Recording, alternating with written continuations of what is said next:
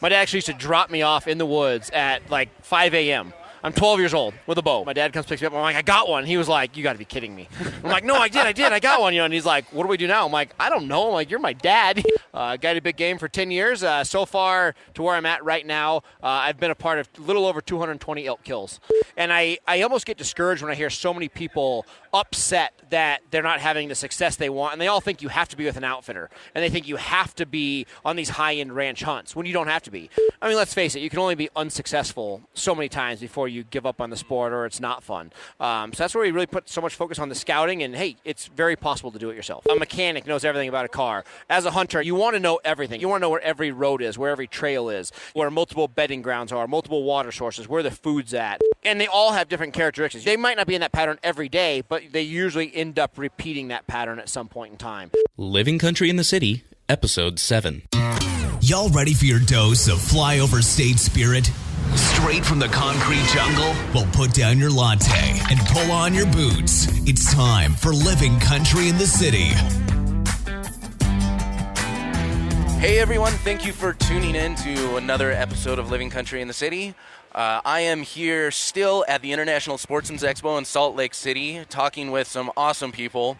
I got a chance to sit down in the RMEF Adventure Theater for a while for one of these seminars, and I got to listen to our guest today, Nate Zelinksy, talk a lot about scouting, actually, Yep. Specifically for elk hunting, but there's some really good content there, and I didn't want you all to miss out on it. So approached him after the show, stalked him for a minute, and he agreed to sit down with me. Nate, welcome to the show. Thank you so much for joining me. Absolutely, man. It's an honor to be here, for sure. Why don't you give me a little background on yourself? How did you get into hunting originally? You know, started off as a young kid, very similar to you. Didn't have anybody in the family that hunted. You know, my dad finally got into like small game, chasing some geese and that type thing. And I had an archery passion as a kid. Loved shooting, nothing crazy, just in the backyard shooting type thing. And wanted to start a big game hunting. My dad thought I was crazy, so he did the honor of dropping me off in the woods. I shouldn't probably announce this. I wasn't technically really legal. I didn't get to be 16 to hunt alone in Colorado. I was younger before a lot of those rules. And my dad actually used to drop me off in the woods at like 5 a.m. I'm 12 years old with a bow. I'd run around, and he would pick me back up in the dark. And, I remember I finally shot my first animal. I shot this little buck, and, I'm, like, sitting on the side of the road. My dad comes picks me up. I'm like, I got one. He was like, you got to be kidding me. I'm like, no, I did. I got one. And he's like, what do we do now? I'm like, I don't know. I'm like, you're my dad, And so we loaded in the truck hole. The thing's bloated, and we're, driving around trying to find one of his buddies that knew what to do with an animal. And that was 12 years old, and I started guiding big game hunts when I was 17. So just found a passion for it. So I started guiding when I was 17. You're still in high school. Almost got expelled my senior year for missing so many dates. Guided big game for 10 years. So far to where I'm at right now, I've been a part of a little over 220 elk kills, whether it's myself or assisted or things like that filming. So that's quite a background right there. Absolutely. Wow. So what are you doing now as far as hunting? What's your hunting story for the moment? Absolutely. I just want to be out in the woods. So I guided for, 10 and a half years, 11 years. It just got to the point where I didn't have time to hunt for myself. I was loving it. I was guiding. We were very successful, putting out on a lot of animals. But it just got to the point to where we were doing 8 weeks of hunting. So we had 4 weeks of archery and muzzleloader, rifle hunts. So at the end of the season, if you had 3-4 days to hunt yourself, it is what it was. So I just kind of backed out of it for that reason. Hunted for a year or two just myself and realized, hey, I can't hunt 90 days in the fall without some sort of income. So now I do a lot of promotional stuff. So we do a lot of stuff with Ford trucks, do a lot of stuff with Bowtech, Diamond, do a lot of their media content. So we provide a lot of their how-tos. So you can always go to the Bowtech website, the Diamond website. You'll see my face there. We just released the new sonar bow from Diamond for bow fishing. So there's a lot of stuff going on that. So just more promotion, a lot of videos, a lot of how-tos. I've been very successful to harvest a lot of giant bulls in Colorado, free chase, public land, that type thing. And I almost get discouraged when I hear so many people upset that they're not having the success they want. And they all think you have to be with an outfitter. And they think you have to be on these high-end ranch hunts when you don't have to be. So my passion is really to get out to the general sportsman and say, hey, if you put the hard work in, I'm not saying it's easy, but if you put the hard work in, a dream hunt is very, very capable on a $40 tag. And so that was one of the things that really kind of spoke to me when I was listening to your presentation. my whole thing is even when I started getting into hunting, I knew about sitting in a tree stand, hunting whitetail, and that's about the extent that I knew. I knew you could go shoot ducks. I knew you could hunt pig, and I knew you could sit in a tree stand, and that was kind of my what I knew people did. And I always thought, okay, I'd hear these stories about big game hunters going out and going after bear and going after elk and wolves and all this stuff, and I'm like, oh, these guys must have been hunting for 40 years and have thousands of dollars, and I never knew it was this super accessible thing until I started talking with kind of one of my hunting mentors. I talked with him on our second episode of the podcast, Samson, but he really opened my eyes to this whole world of big game hunting, backcountry hunting, and it's a whole new world for me. But that really kind of spoke out to me during your presentation, just that you focus a lot on the DIY. That's what you were talking about. So you see it nowadays on like television and the education, a source to do it. Why? But in reality, so much of it isn't that, because we're not like blaming TV, but to have a successful hunt, it's hard to do it. You have to go on the guided hunts, you have to go on the ranches to get it done for TV, and it's nothing wrong with it. It's just what it is. And there's so many, I think, untold stories of that it is so possible to do by yourself from scratch, from somebody who's never hunted before. To get out there, and that's where we really focus on the scouting, because, let's face it, you can only be unsuccessful so many times before you give up on the sport or it's not fun. So that's where we really put so much focus on the scouting, and, hey, it's very possible to do it yourself. So I'm planning, it's looking like Idaho. I'm planning a September bow hunt for Idaho, and say I'm going into it. I know a little bit about, some of the tips and tricks for scouting. I've done my reading here and there, but let's say I'm coming into this brand new. I want to do this backcountry hunt. I've been told, okay, I need to pick a location and so I can pick a unit and do some scouting.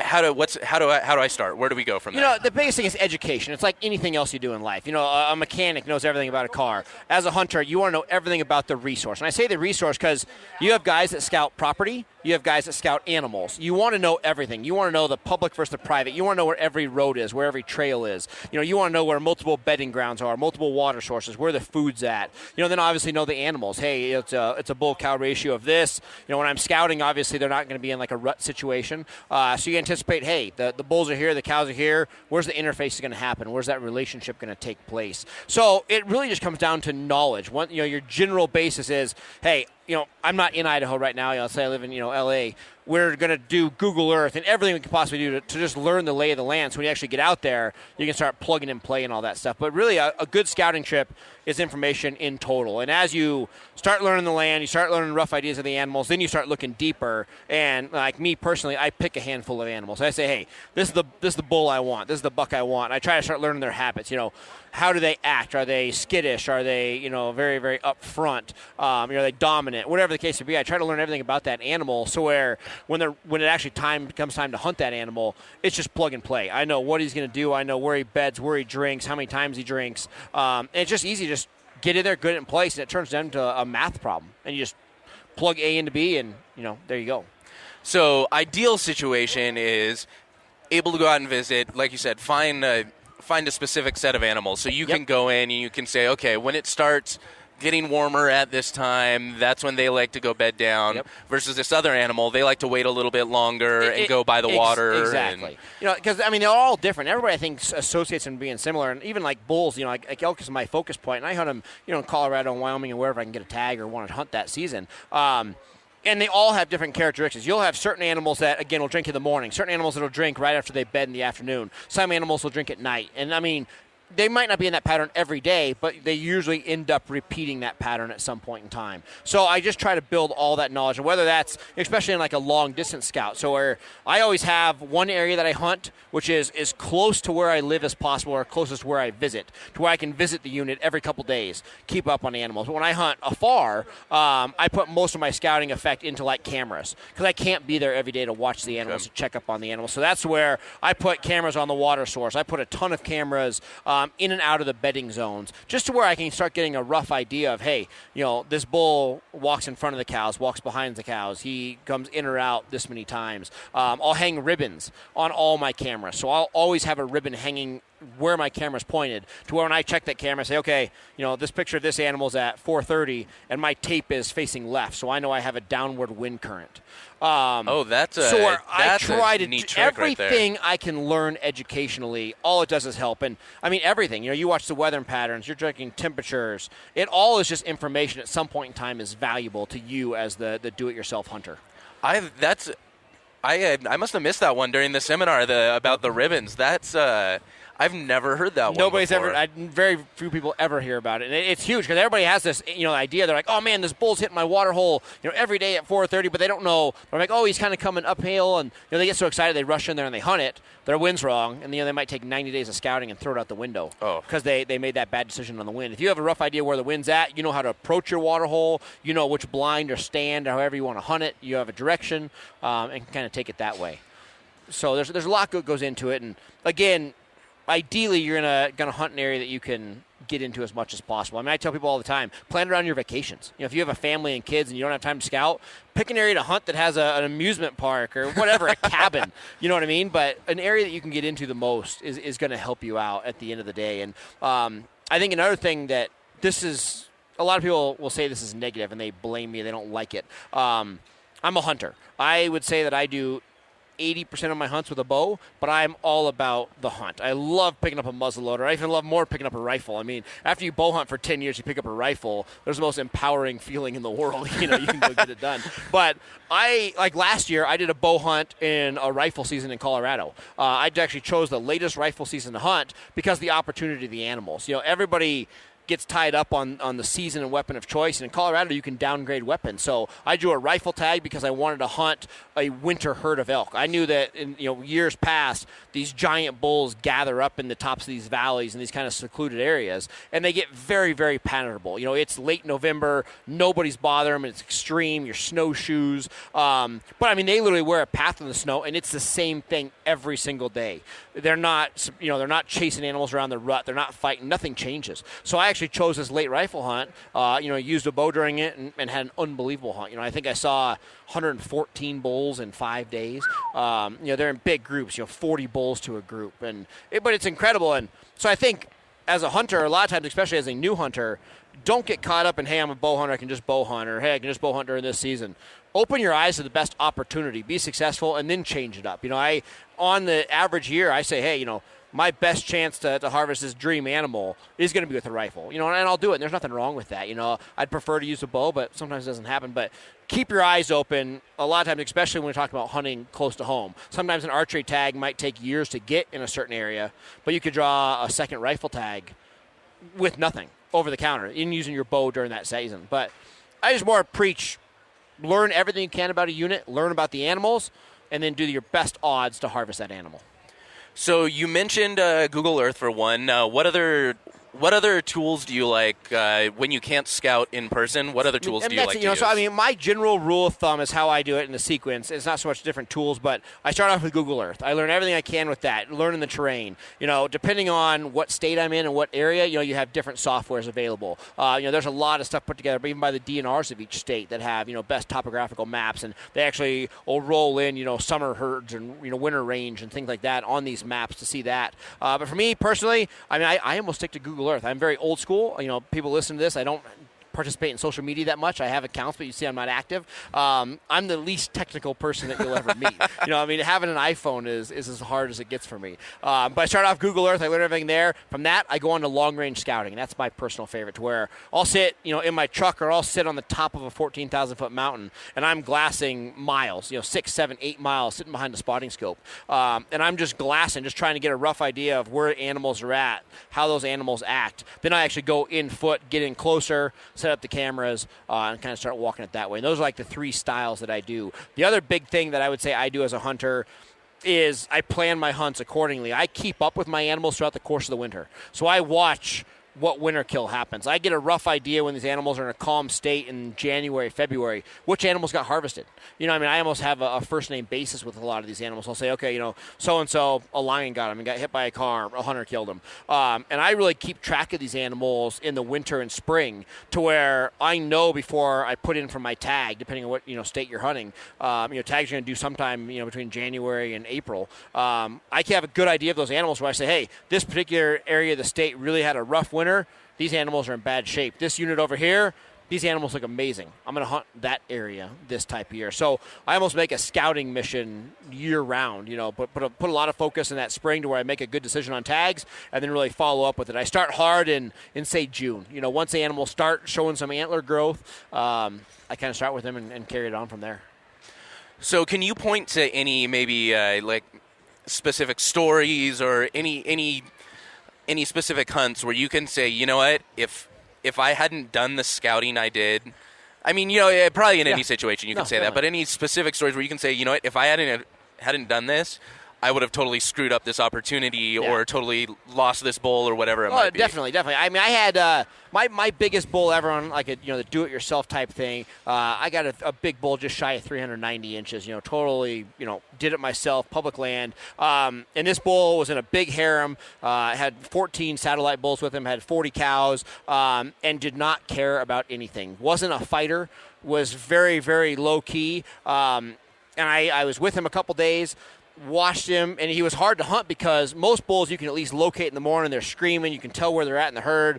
This bull, by not being aggressive, really had a big harem. Everything was spread out. A normal big bull like that keeps his cows tight. You have your satellites running around him. It's fairly easy to understand what's going on. This bull would let his cows wander. They'd be a quarter mile from him. So it was hard because he would almost always stay in the middle, but he had big groups around him, so getting close to that animal was tough. He wasn't aggressive to call, so I couldn't call him away from the herd. So it was a situation of literally walking up and shooting him. And that's what you had to do to harvest this bull. And that's how most of my big animals have been killed. The calls are great. I locate animals with calls. Most of my big bulls, you literally just kind of walk up and shoot. But that particular bull was hard for actually learning that. And on my fourth day, I had wind the first 3 days of the hunts. I had a hard time getting on him. And the fourth day, I'm actually sitting on a ridge looking across it, embedded, just trying to play the wind and make sure my timing's right. And had another hunter from down below me actually spot him. The first time I've ever seen another hunter find this animal. And actually pursued it. And I actually stopped the hunter, ran into him. I said, hey, man, it's all fair chase. I said, when you're going up there, I said, just don't call to this bull. I said, don't get aggressive on your bugle. He's not into the calls. I said, you'll spook him away. And I knew the wind wasn't right, so I wasn't even going to pursue it. Again, I'm not that guy that thinks he's my animal. That's all fair. So I knew this guy was coming up canyon him, so I actually went around the backside. This guy went in there. First thing he did was threw a big bugle. The bull just took off. It actually worked out. He broke up the whole herd. They all kind of separated. I cow called and bugled and actually pulled most of the harem together except for him. And he was off, and I literally just stood there and watched him walk in to regain the herd and made my shot 35 yards and got it done. But knowing everything about that bull, I knew exactly how he would act, how he wouldn't chase the animals immediately, and it got it done. And most of the animals I've harvested have been like that. Just knowing what they can do. It's more good, bad decision-making, I would say, and all those lead up to a successful hunt. Well, it's one of those amazing things. You're not only playing the animal, you're playing the pressure they're under. You're playing Absolutely. The other hunters. I've got a couple of buddies who say they absolutely love that first day of the season because they'll go to the other side of the mountain, wait for him to go, and just sit there when everyone comes running in, and we talk about that through scouting to have a plan A, B, and C. We always have that. So many people put all their emphasis into one spot, and then when it does get blown by another hunter or bad wind or bad decision making, their hunt's over. So we always, preach like through Google Earth. Hey, here's my spot one, zone one. I have bedding, I have food, I have water. This is where they're living through my scouting. If something happens, where does that animal go? Where's its next range? And we try to learn those areas to where as they get pushed, you can anticipate where that animal's going to where you can just, not miss a beat. Roll into that second phase of that hunt. The knowledge is going to be the same. He's still going to drink at the similar time. The animal doesn't change. Just the area in which you're hunting him will change. So you hopefully have those plan A, B, C's and kind of roll it over that way. The other big thing I can talk about, guys getting into it, like you're talking about, a backcountry hunt. I do a lot of destination hunts. I do a lot of 10-mile from the truck type thing. I, unfortunately, don't believe in committing to a hunt. I don't like a relationship. I'm married. I got kids. I'm happy with my wife. But in the elk hunting world, I hate committing just because so many times you dedicate going on horseback, get way back in there, and your thermals are wrong, or the rut doesn't happen. The bull's still independent and he's hard to hunt. And when you're forced to put pressure on an animal that's not ready, a lot of times you make mistakes and you ruin a hunt. To where I love having 3-4 animals, and I kind of watch them all daily. And when the time's right, that's the animal I go for that year. One might be slightly bigger, slightly less, but I always try to play the optimal situation to be successful. For example, I had a guy that works for me this year. He wanted to hunt with his dad. Had a unit. We all try to pick units that have multiple options. So I love having a unit that has low territory, and I love something that would have tree line. So I try to pick a unit that has tree line, gnarly, rough, ugly country, and then at one side of the unit might have low-lying valleys, easy access. Because those temperature changes will determine a rut. Hey, it's too cold up high, the animals drop down, I have low country to hunt them in. Hey, it's a really warm year, that low country's not going, I'm going to go hunt them at tree line where I have colder temps and the rut might be taking place. And we did that this year in a type situation where we had bulls that we scouted that we thought for sure we would kill with a muzzleloader for my buddy's dad in low country. And we got there, the bulls were talking a little bit. They're starting to gather a harem, 90 degrees during the day. All the animals were nocturnal. You had an hour to hunt in the morning, and it was hard. We did some scouting at that tree line, had a bull there located. After 3 days at the start of the season after this giant bull in low country, we just said, hey, it's not right. Rolled it right up to that top country. The first 8 minutes of that hunt had a 360 bull on the ground, strictly by not committing to one hunt, having multiple options, and playing the rut conditions and the most optimal animal to make a harvest on. And we did that, and it was successful. So not that I'm not saying you shouldn't go in there that far. I would just have multiple options, and I wouldn't get so stuck in your head, hey, I have to do this style hunt. Keeping your mind open to where the best situation is always a good thing to have in mind. Sometimes it can be extremely physical and extremely tiring.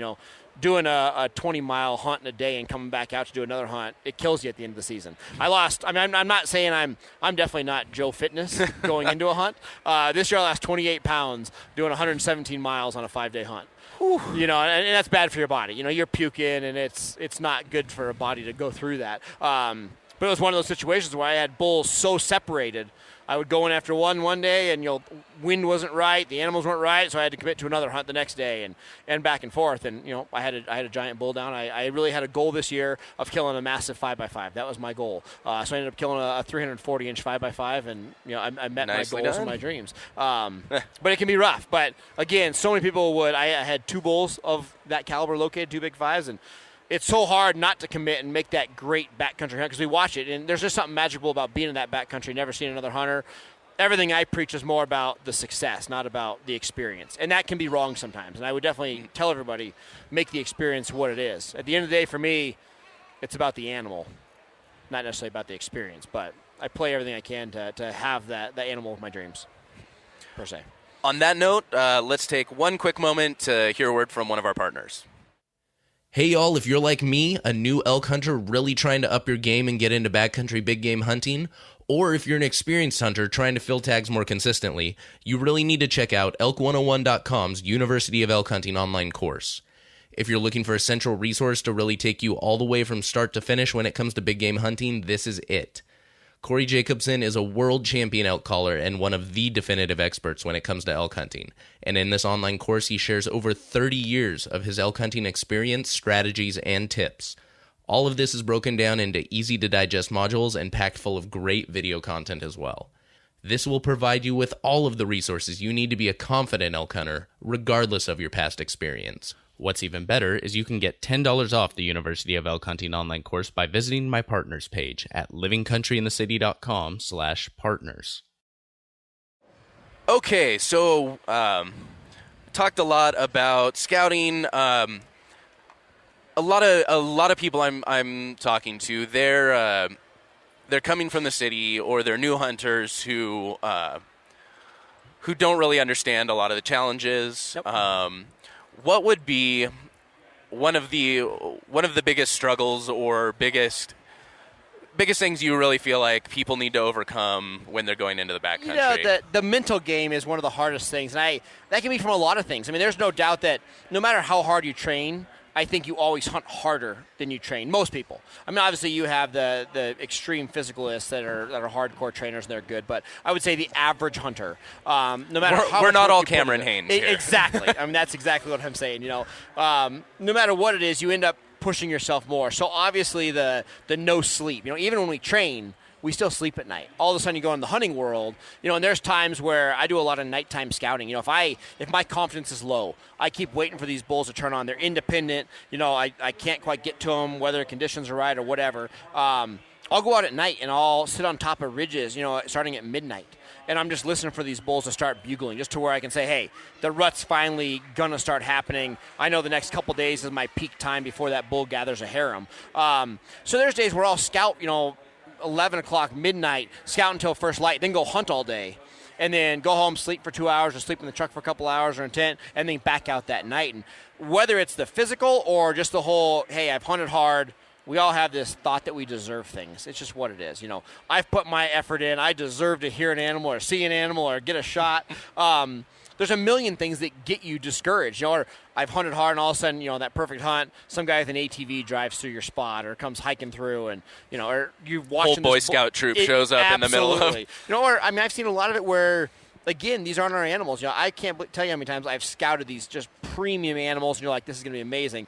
And you're sneaking up to this animal and, boom, you hear a gunshot. And you're just like, no, and your dream animal gets shot. And there's nothing that'll take the wind out of you more than seeing the animal that you wanted to harvest, laying on the ground. And it's not you with the picture. So there's a million things that come into it. But I think that mental challenge of keeping your head in the game, you have to be positive, you have to be patient, and you have to be persistent. You have to stick with it. If I look through, the photos of my personal kills, it's like I live in Colorado. I think I've harvested 17 bulls in Colorado. I can't tell you any of them that have, number one, came easy, but more importantly, number two, ever came early in the game. I always play my hunt to where I never ruin it. So many people get too excited and they make bad decisions. We've all been there. We've all been excited.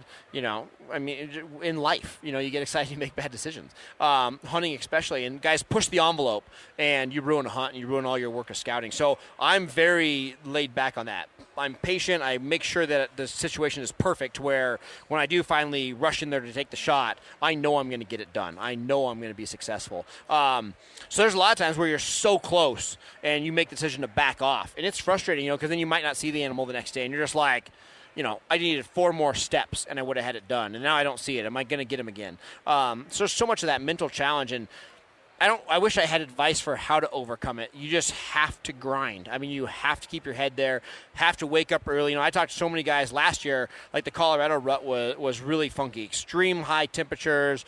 The rut action was low. The animals talking was low. They were screaming at night, not so much during the day. And I've been in it enough to where I knew, hey, it's not going to be a problem. We're still going to get it done. But the average hunter, all of a sudden they have a week off, and 4 days into the hunt they're sleeping in. I'm going to sleep in one morning, or the afternoon hunt. I'm just going to hunt the morning, and we're gonna go back to town and refresh everything in the afternoon. And they wouldn't hunt the full hunt just because the mental game is bad. I know what happens. You just got to know. You got to keep your head into it, and you got to grind. And hard work definitely gets paid off. It always gets paid off. And I always refer to a water hole. I talk to people all the time that love hunting water holes. Whether you're a person that physically can't do the extreme hunt, or just a person that chooses to do that, a water hole is an extremely successful way to harvest animals of all species. Elk, deer, bear. I always tell people, if you want to hunt water, you have to hunt it 5 days in a row, and you have to hunt full days. You have to sit there the 13-hour days for 5 days straight. If you do that, you'll always be successful. It's just how it is. If you look at a trail cam on a water hole, if you match it for 5 days, you always have an opportunity one time in the 5 days. But you can't hunt, like, let's say you break it down into hunts to where it's a morning and afternoon hunt. If you do 8 out of the 10 hunts, it almost never works out for you. It always seems like it's that one hunt that you're guaranteed to be the one you miss. That's the one where they pop out. I look at that as the same thing. If I have a week-long hunt and I have 7 days to hunt, you got to do the 14 hunts, morning, afternoon. You have to grind all the hunts, and you're going to be successful. So just keep your head in the game. Just know that you put all the work into scouting and just follow through. I mean, it's like following through on a swing of something. Once you do the work, just stick with it and grind it out. And, whether you have to take the midday breaks, take the naps, eat better food, whatever you got to do, just got to make sure you just keep your head in the game. So you mentioned something about night scouting. Yep. Tell me a little bit more about that. I think it's a good thing to, let's say you didn't have a flawless scouting trip. You don't know where most of the animals are in an area. Like a bull that's like an elk that's very vocal at night. We do a lot of scouting for those in late light periods. So as the rut just gets started, those animals will be vocal at night 80 times more than they will during the day. So especially for that first 2 weeks. So if you don't have an idea of where the animals are at, or I'm mentally getting disturbed, I haven't heard a bugle, I'm starting to lose faith that they're there, or whatever the case may be, we go out at night, especially that early morning, midnight to 3 a.m., midnight to 5 a.m. Those bulls will be so much more vocal, and the biggest thing is it doesn't hurt to call to them. So you can let out a bugle, let out a cow call in the middle of the night, they'll respond back, and they almost forget about it. I don't know what it is. They tend to not panic, as to where when I bugle to a bull during the day, if you're not the best elk caller out there, they will get used to that call. After you call that animal 2-3 days in a row, they almost know the gig's up. You start bugling at them, they shut up because they learn that tone. As for in the middle of the night, whatever the reason it is, they don't seem to get super call shy. So they'll answer right back. They're very vocal at night. So number one, I locate where they're at. Number two, I start watching their migrations. Hey, I know when I see him during the day, I know he's in this valley going to bed. At night, he's way up here. So all of a sudden you can start saying, hey, I know my morning hunt. If I start here, my wind's this direction, I'm going to have a jump on that animal. I'm going to be a little closer and I can get it done. There's a lot of times where I'll stay with those animals. I'll go out in the middle of the night and I'll get within 200 yards of this bull and I'll keep him talking every hour just to stay with him. And I'll literally walk to where the second I can see my pins in an archery situation, I know I only got to go 40 yards and I can take the shot. So there's a lot to be said about that, but that low light scouting, you got to make sure it's legal in the areas you're at. Some people consider it pursuing of the animal if you actually call to the animal, but whatever, you just got to make sure you're legal doing it. But we go out and do so much night listening and night calling and night scouting just because the animals are so much more out and about and vocal. Builds the confidence. You learn a lot about how much the animal talks, how the cows move, the direction and destinations that they're going to, and just a piece of that puzzle that all of a sudden daytime comes and it's very simple to get in there and make that hunt happen. Fantastic. So now that you're not guiding anymore, how often would you say you're out on a hunt? Absolutely. I try to hunt as much as I can in the fall. So I would say I'm putting in a weak year, I'm going to try to put in 50 to 60 days, and a strong year, I'll try to put in 90 days. I try to be out there as much as I possibly can in the archery season. I'd love to follow up in the rifle hunts. So I do a lot of filming, with various partners. I do a lot of hunting with family, friends. Everybody in my family hunts. My wife hunts, my sister hunts, my mom hunts, my father-in-law hunts, my sister-in-law hunts. So, it's just a big community. So, I get as much excitement as about being out there with somebody else than I do as myself. So I join in. If I have a buddy that's going, I don't have a tag, I love to jump in there and just go with them just so I can just take that experience, and build up the repertoire of knowledge about these animals. I absolutely hunt as much as possible. I have a strict relationship of 60-40. I try to scout 60% of my total available time, and I try to hunt 40% of my available time. That's the number that I suggest hunters do. If you have a wife and kids and a life, and you say, okay, I'm allowed 10 days to hunt. That's my vacation time or whatever it is. I would scout 6 and hunt 4. So many people would rather hunt more, but scouting these animals to where you know everything about them, where that first day you're successful, it's going to help you out. I always tell people, if anybody spent 5 days on a hunt before and you went home unsuccessful, how many people out there would give anything to have that 6th day? Everybody's driving home being like, man, one more day. And you hear that all the time, and it's because they didn't scout enough. They went out there, they hunted, they actually spent full days in the field like they should scouting. They finally found animals. They finally learned about the animals. By the 5th day, you're like, I got it figured out, and you got to go home. If you scout to the fullest, your first day of hunting will be like that last day of a traditional hunt. So those are the type of things we really, support people. Hey, put far more time scouting. I say 60%, 40% hunting, however you want to work the relationship out. But scouting really does lead to a more successful hunt. I try to do it. I bring my kids out. I have 3-year-old twins. They love coming out scouting. They got their little fake binoculars. They sit in the back of the truck and they glass hilltops, But it's nice because scouting you might not have to commit. I don't get as physical. A lot of times I'll sit on top of a ridge or sit in a low-lying valley, and I'm just glassing miles and miles. So you can do it before work. You can do it after work. I don't have to commit full days. I work my normal job, and then I'll just tie in those quick, mornings and afternoons in a scout. I learn a little bit of information at every hunt. That's my goal. Every time I'm in the field, learn something. I have a giant notebook of animals. I try to keep track of which animal does what. Just keep an eye on those animals, keep track of them, and keep your head in the game, and you'll be successful. So what's on the plate for this year for you? What's your exciting hunt that you're really looking forward to? We're excited about a couple things. I'm going to do an archery hunt that is going to be in wide open country this year. So I'm going to be doing a mule deer hunt in fairly open country. I anticipate it's going to be a lot of mess-ups. I anticipate having to find a lot of animals. These animals I'm going to watch them during the day. I'm going to bed them down, put them to bed, and I'm actually going to try to hunt them in their bed. So it's going to be a lot of like an Eastern Plains hunt to where, anytime you're in those open countries. So I'll hopefully sneak in within a comfortable distance, kind of do the whistle. He stands up, hopefully get the shot off. A lot goes wrong with that. A lot of times you put an animal down and, you spook other animals trying to sneak up to them. I mean, wide open country. I'm going to be hunting some burn area. So I'm excited about that. It'll be fun. You're going to see a lot of animals. I should have a really good pronghorn tag in Colorado. Same thing, nice. Wide open country. Do our best to be successful, but same thing, it's going to be a numbers game. You're going to have a lot of animals located. Looking at the same long-distance type shot. In wide open country like that, do you ever work with like decoys or anything like that? In an archery situation for a pronghorn, I have a giant cow decoy. So I'll have a giant cow that I'll walk behind, almost wear it like a giant shield. And I'll walk up, hold it on one hand. I can place it down. I can shoot around it, above it. So on the archery game for pronghorn, I definitely have a cow decoy. Water is the best way to hunt those animals. I can't do it. I mean, you guys can't see me on this podcast. I'm sitting here fidgeting my hands, moving around. Water's not an option for me in an antelope set. I cannot do it. I sit for 8 minutes and I see the pronghorn off, 600 yards. He's coming to me, and I still get out and chase him. So I'm all about the pursuit. On the deer thing, I don't use any. I am all about just trying to sneak up and probably taking that longer shot. This year I'm excited. I'll be shooting the Rain 7 by Bowtech.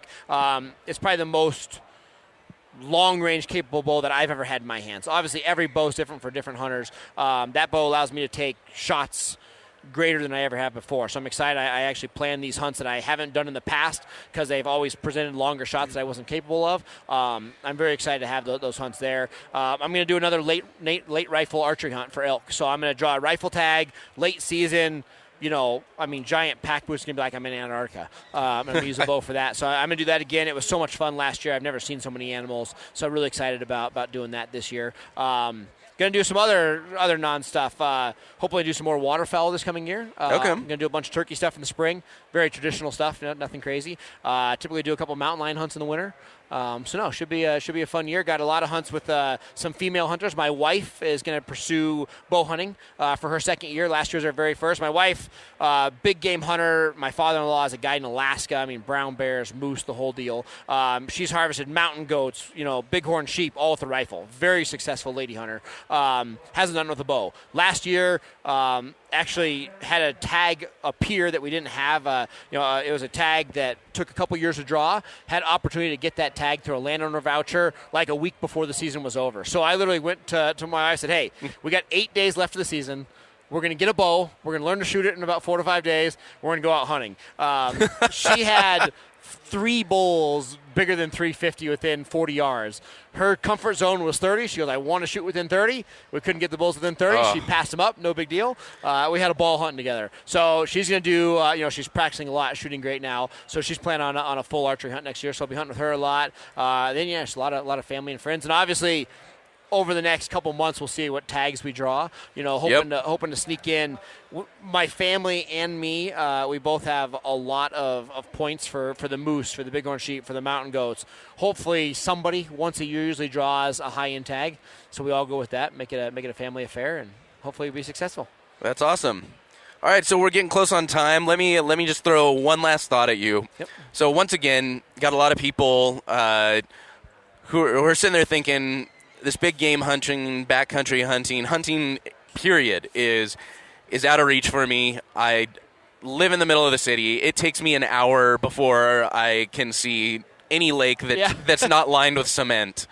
What would you tell someone like that who feels discouraged because of that, feels like they can't go out and do that? Yeah, I think anybody can do it. I mean, I grew up big game hunting without anybody. As long as you have the drive, you know what I mean? You just can't be that quitter. You got to have the drive to do it. And I think so many more people are willing to help if you just ask. And I don't think enough people ask. You know, you can come to most of the professional big game guys, just say, hey, you got a tip, help me out. And most guys are going to be willing to give a tip. Now, when you bug the heck out of somebody, a lot of times that's where they lose interest. But most guys are going to be willing to give a hunt. I will not say no to any question. Anybody asks me a question, I am all about helping out. I can help anybody. Hey, you got an idea? This is a suggestion. I might not plan your whole hunt, but I'm happy to say, here's some units to hunt, or here's where you start. Most DNRs of every state, in Colorado, it's the Colorado Parks and Wildlife. No matter what state you're in, most wildlife agencies have a program set up for new hunters. You can get on their computer and see draw results. You can see animal counts. You can get all this information to where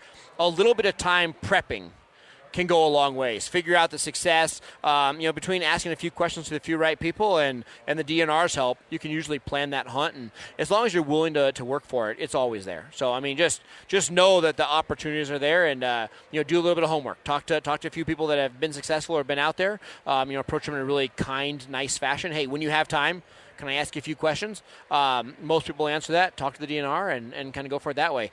And try to make it fun. I think that's one of the biggest things is, make the prep of the shooting, the archery shooting, the rifle, the muzzleloader, make that entertaining and a part of your lifestyle. Make the training a part of it. Take the normal workout, spin it with a hunting style, and you'll have fun with that. Have fun with the scouting. Bring your family and friends. Bring the girlfriend, bring the wife. Make a romantic sunset evening out of it.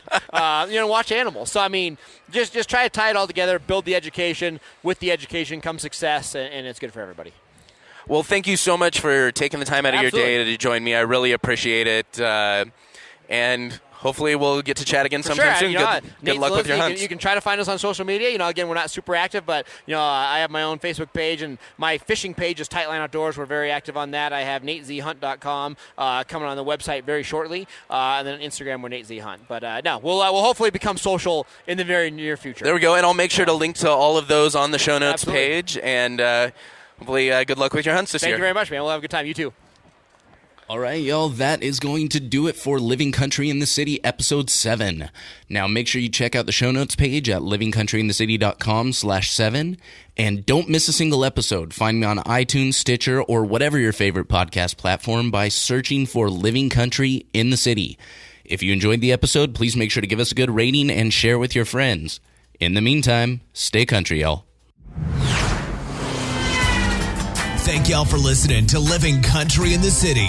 Get show notes and check out the blog, product reviews, events, and more at livingcountryinthecity.com.